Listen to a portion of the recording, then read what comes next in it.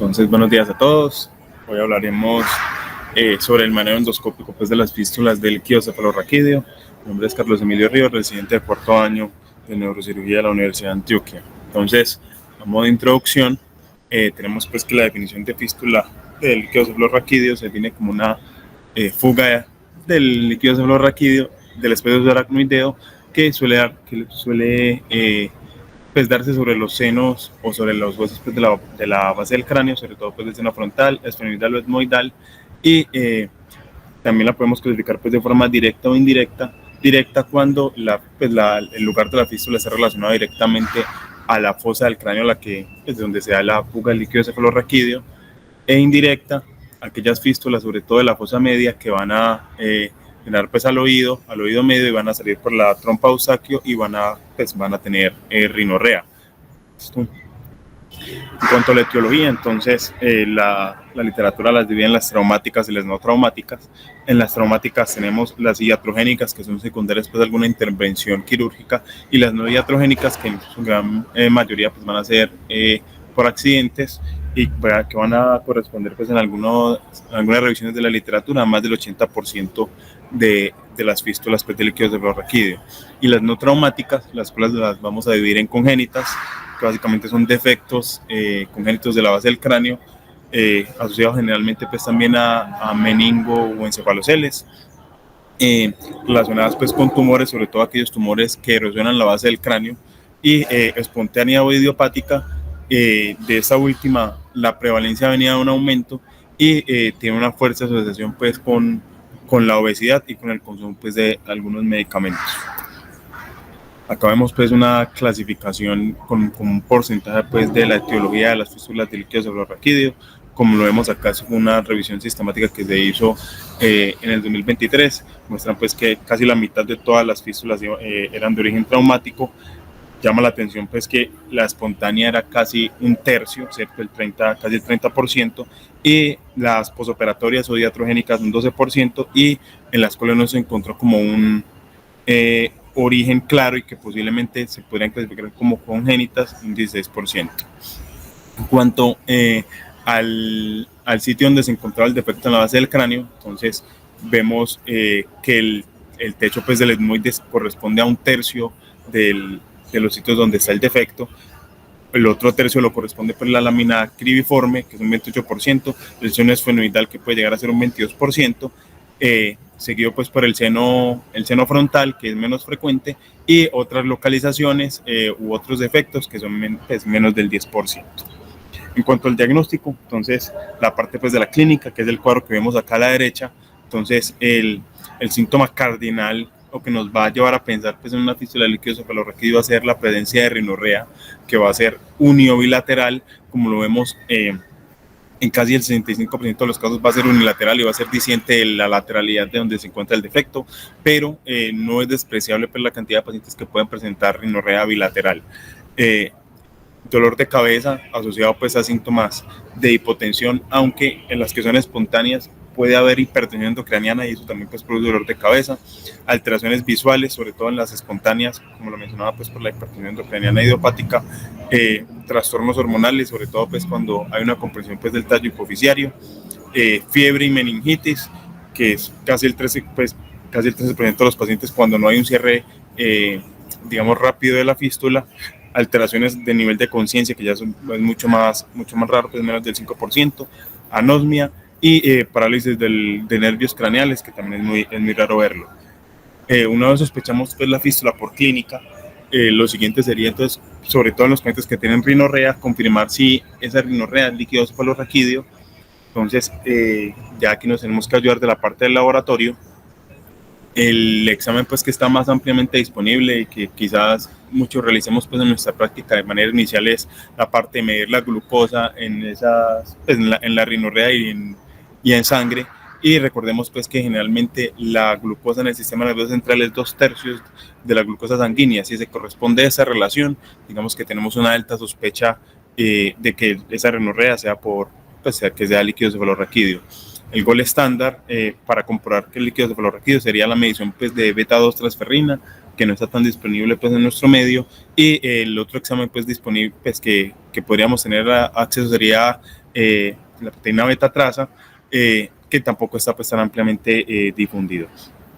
Y una vez comprobamos pues que la rinorrea que tiene el paciente sea por líquido cefalorraquídeo, lo siguiente sería evaluar dónde está el defecto, cuál es la causa de esa fístula. Entonces aquí tenemos que ya ver la parte imagenológica. Entonces podemos inicialmente pedir un TAC de senos paranasales, que es un TAC pues, de cortes de 1x1 que nos permite ver de forma milimétrica dónde puede estar el defecto.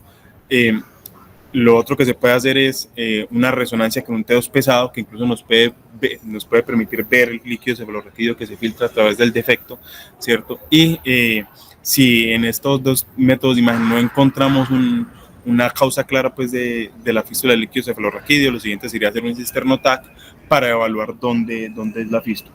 Esto. En cuanto al tratamiento quirúrgico, que es lo que nos vamos a centrar el día de hoy. Entonces tenemos dos vías de abordaje, la vía transcraneal y la vía endoscópica, ¿cierto? En cuanto a la elección de la vía de abordaje, entonces lo que muestra la literatura es que se puede hacer una vía endoscópica cuando el defecto es menor a 1.5 centímetros, cuando su ubicación está en la lámina cribiforme, etmoidal, esfenoidal o frontal, ¿cierto? Y transcraneal en caso de que aquí hay un error, es mayor a 1.5 centímetros, cuando hay compromiso de la pared posterior del seno frontal, o sea que tengamos que hacer una cranalización de ese seno. Si ya vamos a hacer un abordaje pues, transcraneal para hacer la cranalización, de una vez abordamos pues, el tratamiento de la fístula y el defecto. Fracturas múltiples de la base del cráneo que requieran un colgajo pues, para cubrir toda esa base anterior del cráneo, ¿cierto? Y tumores con incremento pues, de la PIC. Esto es un criterio pues, relativo para la vía transcraneal, dado que recientemente hay una literatura pues, que cada vez es mayor del manejo de tumores, sobre todo pues, de meningiomas del surco olfatorio y el plano esfenoidal por vía transesfenoidal, por vía transnasal. Entonces digamos que ese es un criterio pues, relativo. ¿Listo?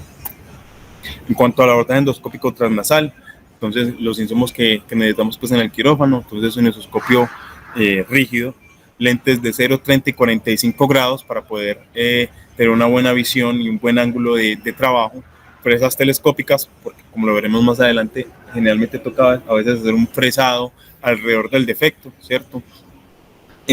Sellante de fibrina, torre de video, fluoresceína, esto es digamos que relativo, sobre todo pues en aquellos pacientes en los que los estudios de imagen han salido negativos para demostrar en dónde se encuentra pues el defecto, o cuando el defecto es demasiado pequeño como para verlo pues con el sinusoscopio. Y la navegación también lo mismo, es relativo tenerlo, sobre todo para aquellos defectos pues, que son pequeños.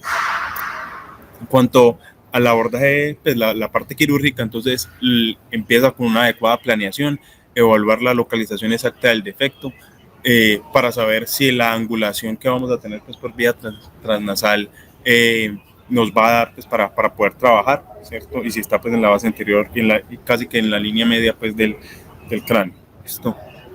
Contra la técnica quirúrgica, entonces vamos a ir viendo como un paso a paso de lo que debemos hacer.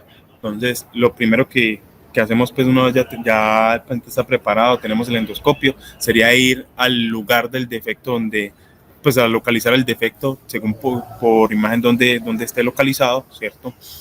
A veces para llegar al defecto toca hacer resecciones de cornetes o ampliaciones pues resecar pues como la mucosa alrededor de donde creemos que es el defecto para poderlo localizar. Y acá lo que vemos en la imagen de la derecha es un caso pues que hicimos acá en el servicio de un paciente en el que se utilizó fluoresceína pues intratecal para localizar la fístula pues de una manera más exacta. Esto. Una vez hemos localizado el defecto, lo que vamos a hacer es lo que se denomina pues una esqueletización del defecto, que va a ser en resumidas cuentas una resección pues de la mucosa alrededor del defecto. Se dice pues que mínimo debe ser una resección que es un margen de 5 milímetros alrededor del defecto para poderlo pues visualizar de forma adecuada, ver el tamaño y saber poder colocar el colgado pues de una forma adecuada, ¿cierto? Y ya lo siguiente sería pues tapar el defecto, ¿cierto? En cuanto a de qué manera vamos a a corregir el defecto. Digamos que hay varias técnicas descritas en la literatura. La técnica que mayor efectividad tiene y la que más se ha descrito pues, para ser utilizada es la técnica multicapas, ¿cierto? En esa técnica multicapas, entonces, idealmente deberíamos colocar al menos 2 capas. Está la parte pues, de hacer una capa underlay, que es entre el parénquima y la dura madre, ¿cierto? O sea, hacerlo de forma subdural. Interlay, que es extradural, pero por encima pues, del hueso de la base del cráneo. Y overlay, que sería hacerlo sobre la superficie nasal. Acá lo que vemos en la imagen de la izquierda, eso es un colgajo de fascia lata, que lo que está haciendo es recubrir el defecto entre la dura, pues ahí está entre la dura madre y el hueso, y luego se puede extender un colgajo o un flap de mucosa para cubrir esa parte, pues ya la parte nasal, que es lo que vemos pues en la imagen de la derecha, un colgajo, pues un flap que se hizo ahí nasal para cubrir el defecto en la parte nasal. Esto.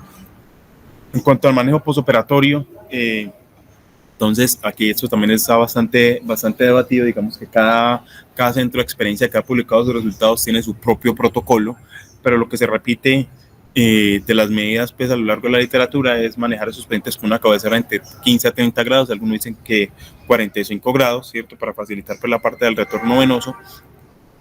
La parte pues, de manejo para evitar las maniobras de valsalva del paciente y evitar pues, la abertura pues, del defecto. Entonces está la parte de manejo antimético, laxantes, analgésicos, algunos han descrito pues antitusivos.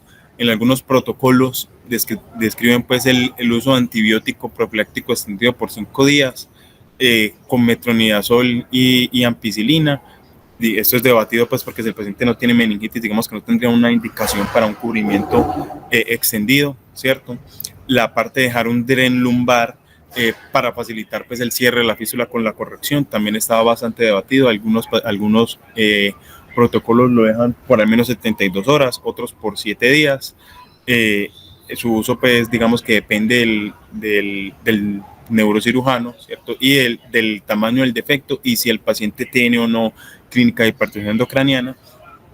El uso de acetazolamida es lo mismo que entre el lumbar, va a estar asociado sobre todo al tamaño del defecto y si hay pues signos de hipertensión endocraniana que lleven al neurocirujano a pensar que va a aumentar la PIC y que se va a dañar pues el colgajo, que es la corrección que hemos realizado. Listo.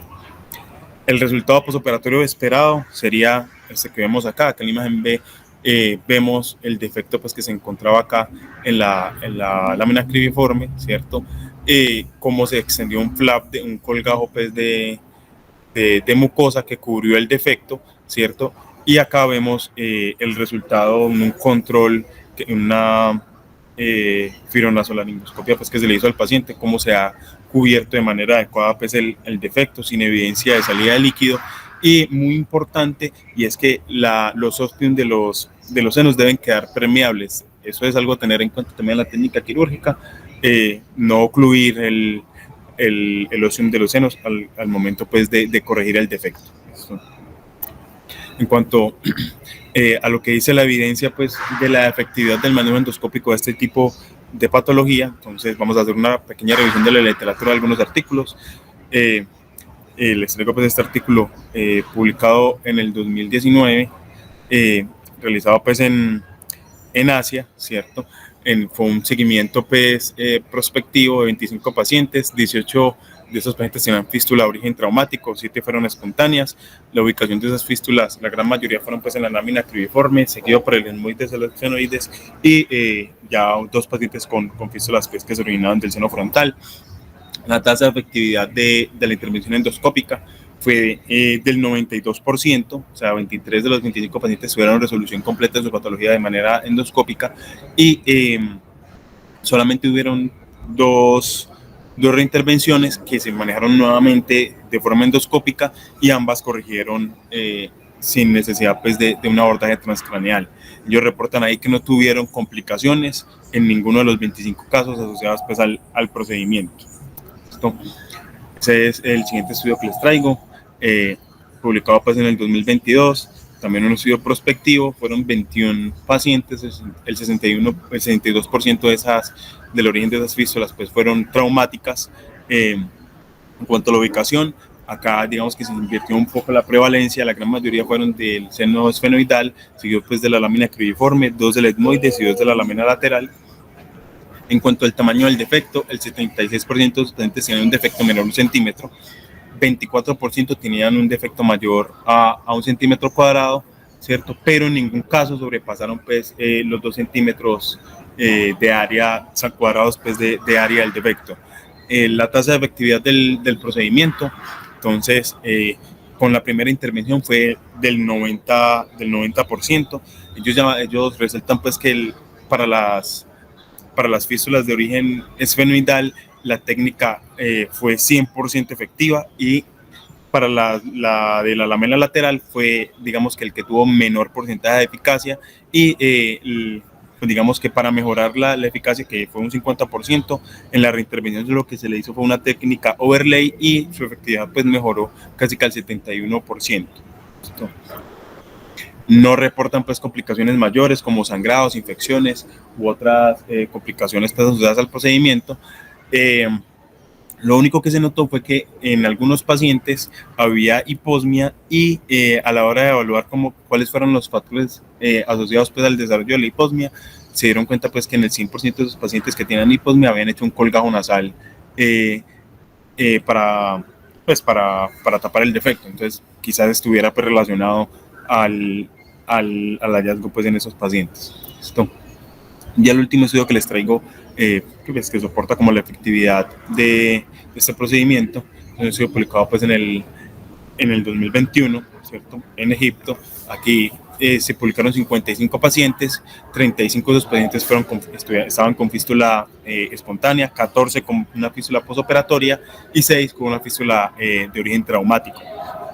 En cuanto a la ubicación, entonces, 29 pacientes tenían defectos a nivel del etmoides o la lámina cribiforme, y 26 pacientes tenían defectos a nivel del seno esfenoidal.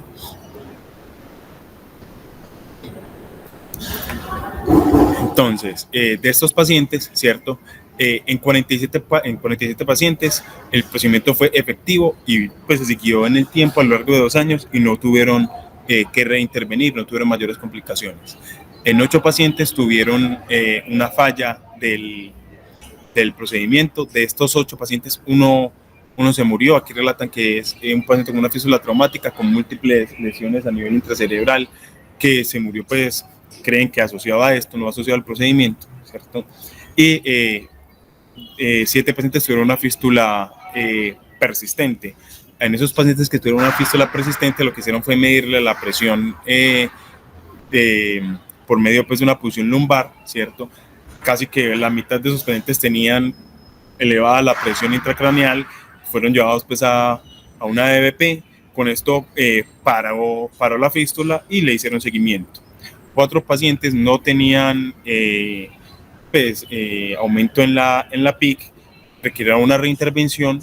3 de esos pacientes se le hizo una reintervención también de manera endoscópica y corrigieron el defecto sin necesidad pues, de otra intervención. Y un paciente requirió pues, cirugía transcraneal.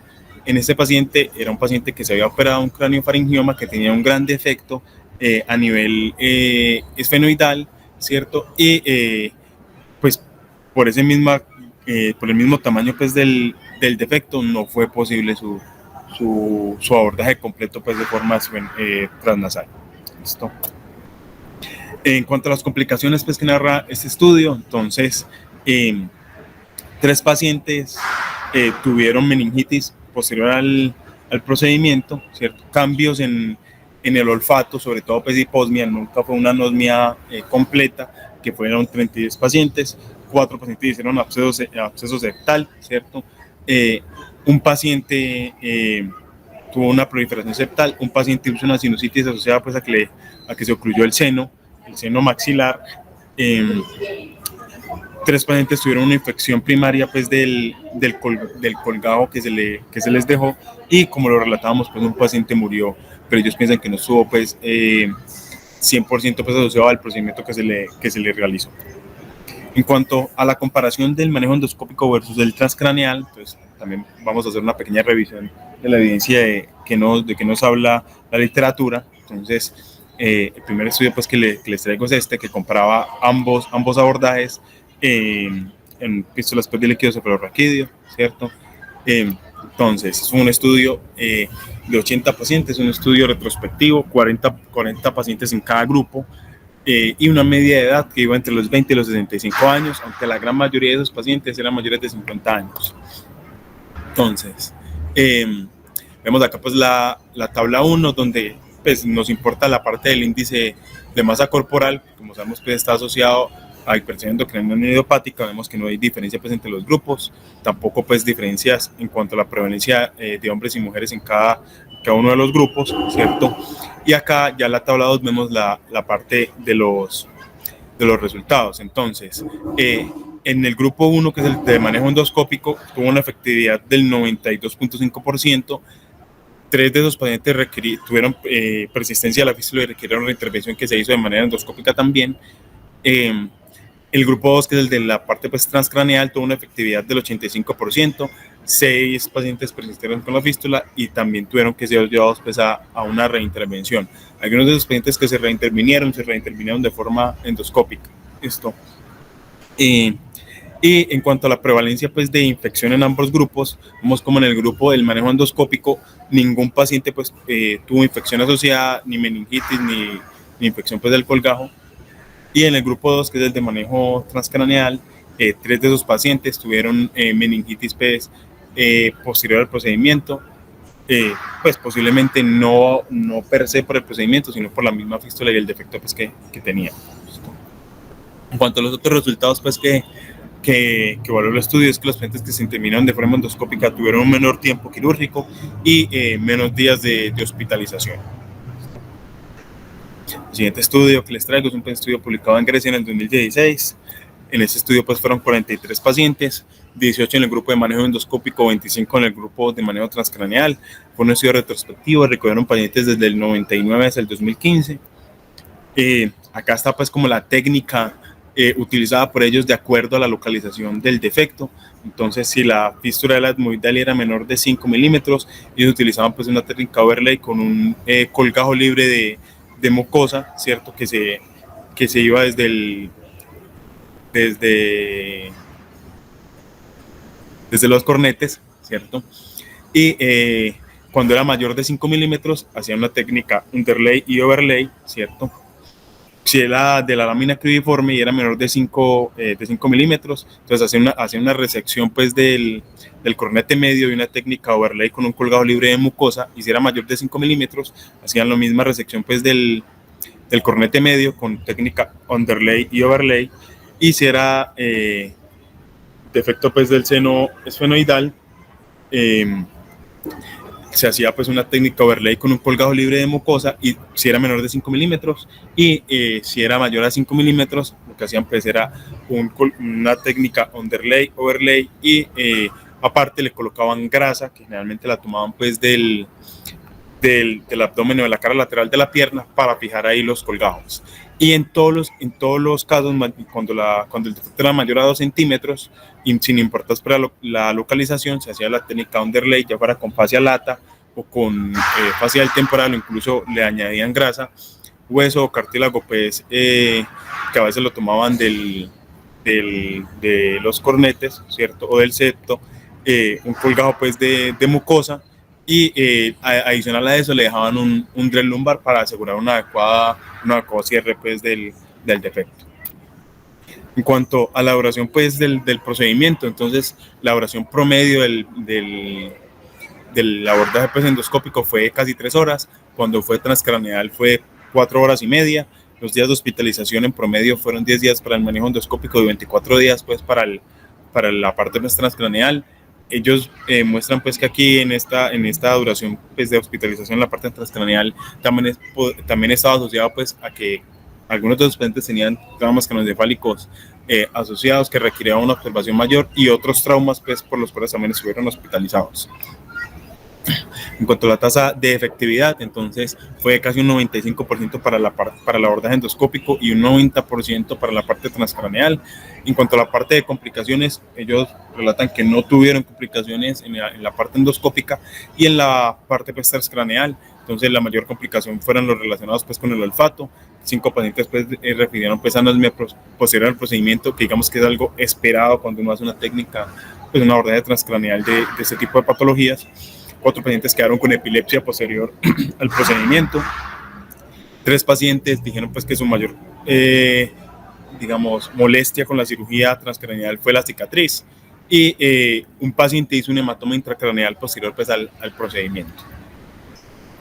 Y ya para terminar pues el último estudio, que fue una revisión sistemática, ¿cierto? Digamos que el estudio que incluyó más pacientes, por incluir varios estudios fue este, pero también es el más antiguo, que es del 2012, recogió pacientes desde la década del 50 hasta el 2010, en total fueron 71 estudios y pues en los 71 estudios lograron captar pues 1.178 pacientes. Entonces vemos acá pues la tasa de efectividad que fue mayor al 90% para ambos abordajes, tanto el endoscópico como para el abierto, con una ligera proporción pues de mejores resultados pues con el resultado endoscópico, pero que no fue estadísticamente significativo, ¿cierto? Y en cuanto a la parte pues de las complicaciones, entonces vemos cómo para la parte pues de meningitis fue mayor en el abordaje pues abierto, que fue estadísticamente significativo, pues, abscesos, sobre todo pues a nivel epidural, subdural o intracraneal, fue mayor también en el manejo abierto. Sepsis, que solamente se dio en el manejo abierto, y mortalidad pues perioperatoria, que también se dio pues en el manejo pues transcraneal. Esto en cuanto a las conclusiones, entonces digamos que en este tipo de pacientes es muy importante la selección adecuada para cada tipo de técnica, sobre todo pues para la técnica endoscópica. La localización del defecto, el tamaño del defecto es primordial para saber si se puede abordar por ese tipo de vía. Las técnicas endoscópicas, según la literatura, pues pueden tener una efectividad igual o superior a los abordajes transcraneales y con un porcentaje menor de complicaciones y de defectos pues en el seguimiento, sobre todo pues la parte del olfato y la parte pues de la cicatriz, ¿cierto? Y pues revisando pues la literatura, las técnicas endoscópicas están asociadas pues a menor morbimortalidad en ese tipo de pacientes. Y eso es todo lo que traía pues para el día de hoy. Carlos, muy bien, excelente revisión. Yo tengo una duda que si Daniel está conectado o Pacho están conectados, qué bueno que me la resolvieran. Aquí estamos. Esta cirugía, ¿cómo? Aquí estamos. Hola, Dani. Hola, profe. Ok. Esta cirugía, pues a mí me parece que la cirugía es básicamente el abordaje, porque una vez usted hace el abordaje, pues ya lo que sigue es poner la plastia y ya el cierre del paciente. Entonces, la pregunta es muy sencilla. ¿Debemos estar acompañados por el otorrino o no? Porque, a ver, me parece que cuando uno entra acompañado por el otorrino termina haciendo toda la cirugía y uno hace un papel muy pequeño que es simplemente, como les digo, colocar la plastia. Pero de otro lado, si no estamos con el otorrino, el posoperatorio se vuelve complicado porque esos pacientes se quejan de mal olor en la nariz, de que le salen costras, un montón de síntomas que usted no tiene la capacidad, entre otras cosas, porque en el consultorio usted no tiene un buen fotóforo y no tiene espéculos para revisar a ver qué es lo que está pasando, y tampoco existe el conocimiento de qué se debe hacer en esas circunstancias. El problema de entrar con otorrino, me parece a mí, es que yo creo que se nos está perdiendo el campo porque uno ve muchas veces que ellos están operando esto sin nuestra presencia. Entonces, no sé ustedes cómo analizan eso y cuál es la mejor opción en estos casos. Machito, ¿empezás o empiezo? Hola, buenos días a todos. Qué pena que me desconecté ahí al final.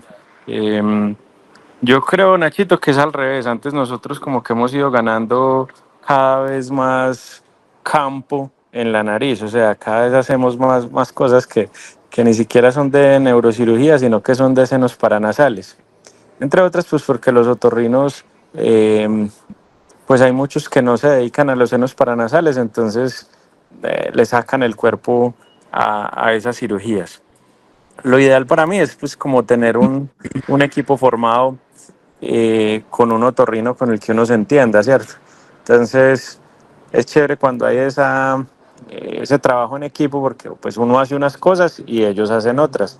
Ellos obviamente al principio tienen mucha más habilidad para, para dejar despejado bien el seno maxilar, el etmoides, para encontrar el receso del frontal que no es tan sencillo como uno creería. Eh, y uno pues hace la corrección de la fístula, que pues tampoco tenemos pues mucha experiencia inicialmente, pero en la medida que uno va operando pacientes endoscópicos y que va teniendo fístulas, va uno adquiriendo experiencia en la reconstrucción multicapas. Para mí lo ideal es eso, ¿cierto? Ojalá tener un equipo en el que haya otorrino en el cirujano. Si no hay otorrino, pues no significa que uno no pueda hacer las reconstrucciones o si los otorrinos están muy ocupados. El posoperatorio, como decís, digamos la clave del posoperatorio son los lavabos nasales para mí, en mi concepto, y también las placas septales, ¿cierto? Que muchos de los pacientes hacen síntomas porque hacen sinequias, entonces se pegan los cornetes al septo y entonces ahí tienen mucha obstrucción nasal, mucha sensación de obstrucción nasal. Si uno deja placas, eso disminuye bastante. Y si el paciente es juicioso con los lavados nasales, las costras también se disminuyen bastante. Esa es como, digamos, la respuesta a tu pregunta. Yo traigo este tema en parte porque a veces tenemos mucho trauma, ¿cierto? Tenemos mucho trauma y, y casi que uno ve efectos grandes y inmediatamente dice, no, transcraneano. Pero quería saber si aplicaba para los defectos grandes la corrección endoscópica, porque pues, la vía transcraneana, bueno, todos sabemos, no es muy estética y eventualmente uno tiene complicaciones. Las contusiones frontales no son tan infrecuentes. El aumento del edema cerebral después de manipular el lóbulo frontal también se presentan algunos casos, ¿cierto? Todavía hay mucho por debatir, pues, como al respecto. Eh, y bueno, ahí dejo también en el tintero como la opinión de los demás al respecto. A ver, que me digan sus impresiones. Gracias. Listo. Machito, profe, listo. Hola. Bueno, entonces yo creo que, Pacho y yo la última vez que salimos al Congreso discutimos el tema, yo sé por qué lo trajo, pues por la parte de trauma y eso es muy interesante y planteamos ver en algún momento un estudio de fístulas traumáticas y totalmente de acuerdo con el planteamiento del tema. Y es que yo creo que la parte de otorrino, totalmente de acuerdo con Pacho. O sea, uno sí debería tener un otorrino y por lo mismo que dijo usted, profesor, muchas veces uno tiene la capacidad de hacerlo solo, pero en el posoperatorio es extremadamente difícil manejar un paciente por lo mismo que usted dijo. Uno no va a ir a quitarle las costras, uno no va a ir a citarlo cada 8 días, uno no es el experto en manejar la nariz. Bueno, todas las cosas que dijo Pacho, totalmente de acuerdo. Ahora, con respecto a las fístulas de líquido cefalorraquídeo, es una de las enfermedades que no dependen solamente de la, del defecto de la fístula, o sea, como tal del fenómeno, sino de la etiología del mismo. No es lo mismo una fístula de líquido cefalorraquídeo posoperatoria al tercer día que una fístula postraumática en un paciente joven al quinto o sexto día de fístula.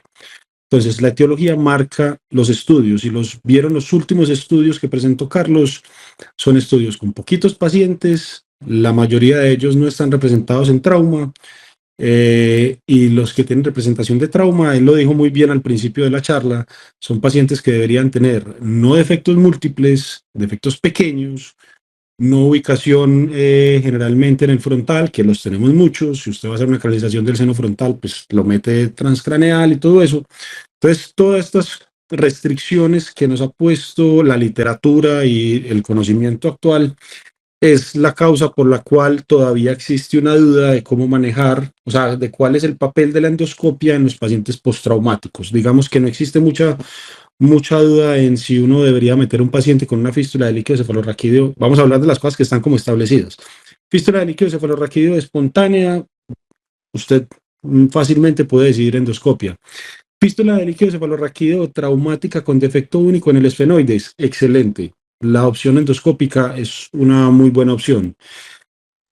Fístula de líquido cefalorraquídeo posoperatoria, usted lo hizo endoscópico, váyase con endoscopia. Usted lo hizo abierto, si le ve la oportunidad con un defecto pequeño, hágalo endoscópico. Ahora, vamos a hablar de las que no tienen una muy buena indicación, y lo dijo Carlos.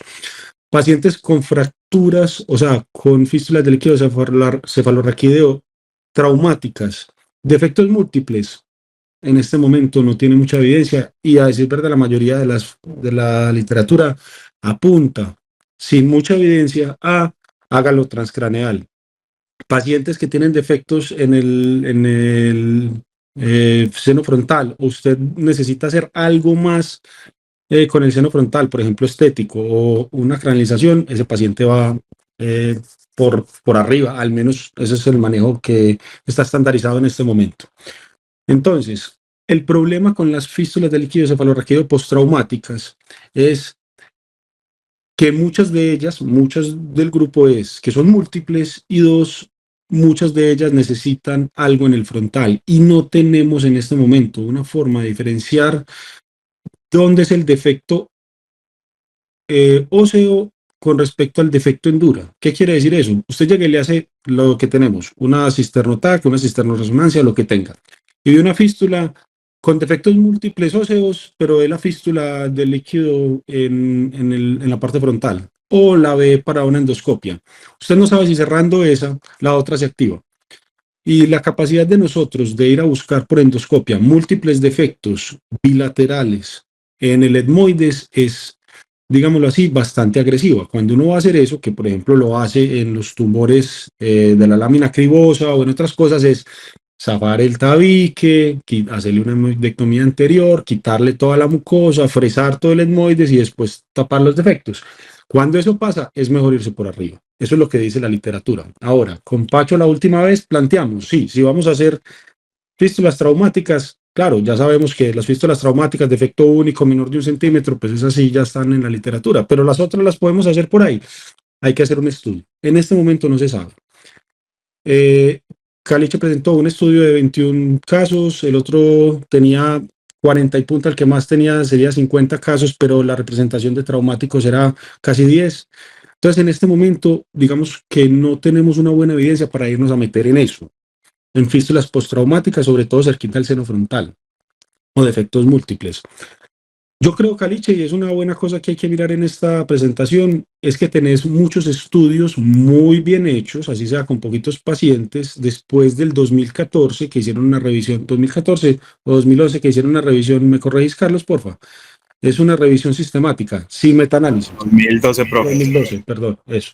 Es una revisión sistemática sin metaanálisis, pero muchos de los estudios que hicieron con buenos grupos son RCTs, creo que son RCTs, o son, pues, no son randomizados, pero sí tienen dos grupos, uno control y son prospectivos, exactamente, pero no son randomizados. No sé si no me fijé en esa parte.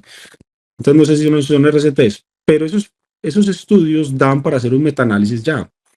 Entonces, a pesar de que son de múltiples etiologías y la heterogeneidad te va a dar alta, son posible volver a hacer una revisión sistemática. No sé por qué no la hemos hecho, pero si no, la hacemos nosotros. Eso se puede juntar porque uno es de 21, el otro es de 50, el otro nada, y entonces eso daría ciento y punta de pacientes que se pueden analizar. Todavía en este momento, y para concluir, las fístulas de líquido cefalorraquídeo postraumáticas tienen sus bemoles en endoscopia. No son tan fáciles. Por defectos múltiples y porque no tenemos un protocolo. Y no tenemos un estudio que diga cómo les va en defectos grandes, o sea, mayores de 1 centímetro, y que tengan defectos múltiples. Esa es la parte que no se sabe. Y yo estoy de acuerdo con Pacho. Si no se sabe, uno puede irse por la endoscopia y mirar. Lo que pasa es que también corre el riesgo de que los pacientes tengan resultados aleatorios.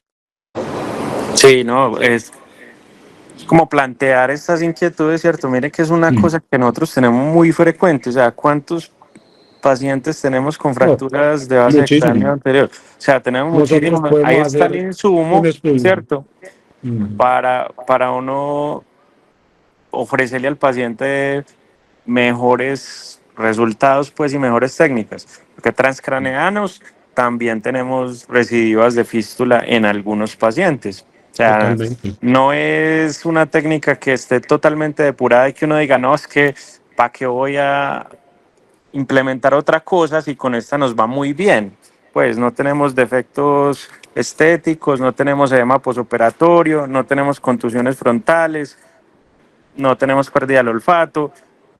No, no, de acuerdo. Entonces, hay No, de todas esas acuerdo. cosas, podemos buscar qué alternativas hay que puedan mejorar los resultados, ¿cierto?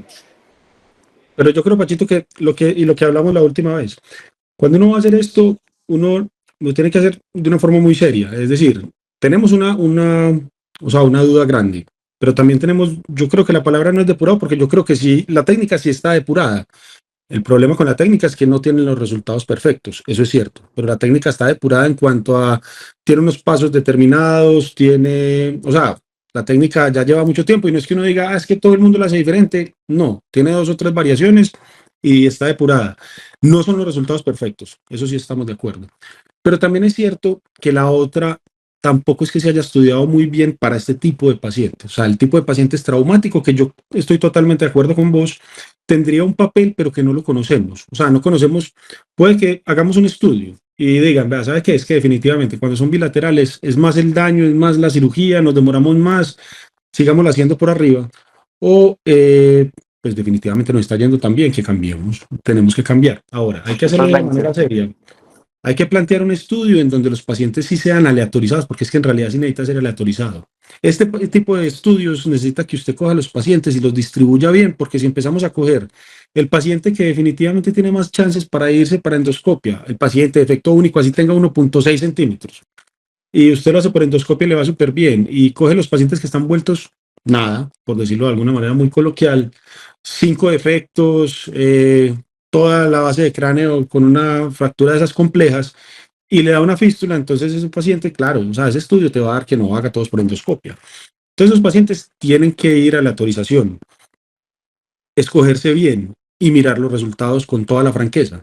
Entonces yo creo que es muy buena plantear la pregunta, plantear el estudio, pero que en este momento también hay que saber, no es una técnica que veamos o que esté fundamentada en evidencia para hacer en pacientes postraumáticos con defectos múltiples hasta este momento.